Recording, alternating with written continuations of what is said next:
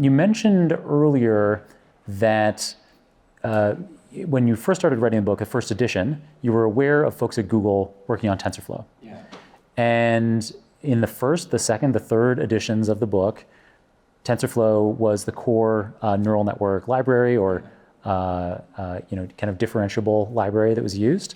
I think you just finished the other day, the fourth edition of your book. Yeah. Are there any big changes around automatic differentiation libraries? Yeah, huge difference. So the next version of the book, I'm not sure I want to say next edition because we're splitting it into a sort of different branch, leaving open the possibility of another edition for TensorFlow. But the next version of the book will be using PyTorch instead of TensorFlow.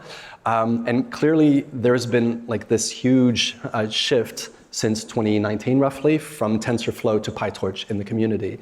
And it's been interesting to watch. I didn't expect it at all to go so fast. And so, kudos for PyTorch for growing so quickly. I think what they did really correctly is to have something that's really Pythonic, easy to use, and that researchers can experiment with very easily. Whereas I think TensorFlow is more geared towards deployment and performance. And so they had very early on, possibilities of deployment on the web or on edge devices, mobile devices, and so on, which are amazing, or big servers or TPUs, whatnot. So they were more oriented towards deployment, I would say. And so when PyTorch arrived, it was like a breath of fresh air for researchers because in terms of iteration, fast iteration and experimentation, PyTorch is just excellent. And so what I thought was interesting is that until then, a lot of the market was driven by what engineers loved. If engineers loved it, it was going to be successful. And companies like Microsoft understood that, and that's why you have VS Code and you have GitHub and what you try to convince the engineers that you're the right place to go. But then with the advent of machine learning, it feels like now you also want to appeal to the researchers. Like you want something that they can iterate on quickly, and it's not obvious immediately why that's important.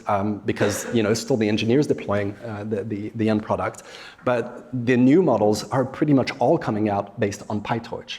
And so, if every time there's a new model, you need to find some way to port it before you can deploy it, that's some friction. And so the engineers are kind of forced to go where the researchers have been. So really, the researchers are kind of guiding the field.